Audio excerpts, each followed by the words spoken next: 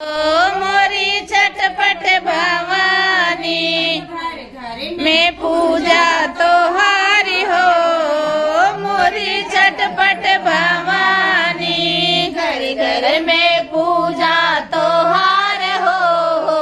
मोरी चटपट भवानी अंगनाली पायदा चौके पुरायदा अंगनाली पायदा चौक पुरायदा पे आसन तोहार हो।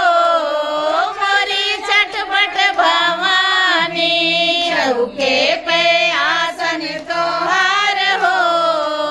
मोरी चटपट भवानी घर घर में आसन 5 रात करत हो। मोरी चटपट भवानी घर घर में पूजा